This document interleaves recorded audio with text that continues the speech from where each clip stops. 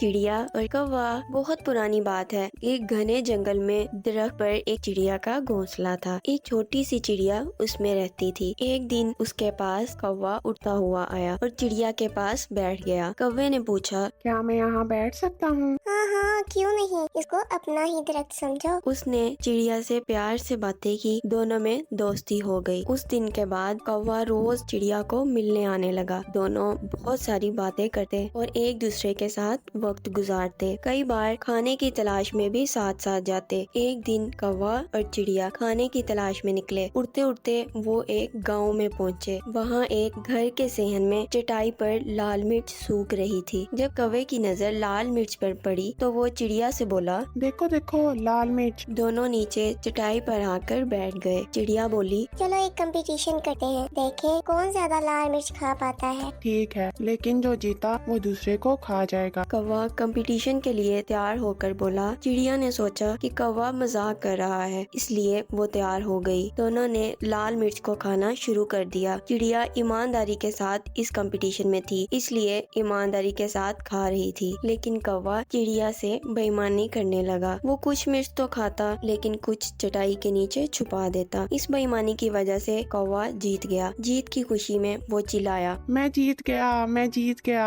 अब मैं तुम्हें खा जाऊंगा। कौवे की बात सुनकर चिड़िया बहुत दुखी हुई। वो तो कौवे को अपना दोस्त समझती थी, लेकिन कौवे ने अपना असली रंग दिखा दिया था। कौवा चिड़िया को खाने के लिए बेचैन हो गया। तब चिड़िया बोली, ठीक है, तुम मुझे खा सकते हो, लेकिन मुझे खाने से पहले अपनी चोंच धोकर आओ। पता नहीं तुम क्या क्या खाते हो, पर तुम्हारी चोंच बहुत गंदी रहती है। कौवा चिड़िया की बात मान गया और नदी के किनारे चला गया। जब उसने नदी से पानी मांगा तो नदी बोली, मैं तुम्हें पानी देने को तैयार हूँ, लेकिन पहले एक मटका लेकर आओ, उसमें जितना चाहो उतना पानी ले लेना। कौवा उड़ता हुआ कुम्हार के पास गया और उससे मटका बनाने को कहा। मैं तुम्हारे लिए मटका बना दूंगा, लेकिन इसके लिए मुझे मिट्टी की जरूरत होगी।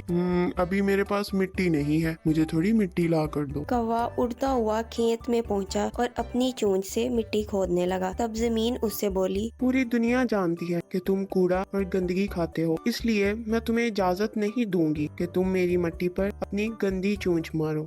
इसलिए अगर तुम्हें मिट्टी चाहिए तो किताल लेकर आओ। कौवा लोहार के पास गया और उससे बोला, मुझे एक किताल बना कर दो। अगर तुम्हें कताल चाहिए तो मुझे आग ला कर देनी पड़ेगी। कौवा पास ही एक किसान के घर गया। वहाँ किसान की बीवी खाना बना रही थी। कौवा उससे बोला, मुझे आग चाहिए। किसान की बीवी ने चूल्हे में जलती हुई एक लकड़ी निकालकर कौवे की चोंच पर रख दी। आग की लपट उसके पैरों तक पहुँच गई और कुछ ही देर में कौवा जलकर राख हो गया। इस कहानी से हमें ये सबक मिलता है कि बेईमानी करने वाला कभी नहीं जीतता और जीतने वाला कभी बेईमानी नहीं करता। Thanks for watching. Please subscribe to our channel.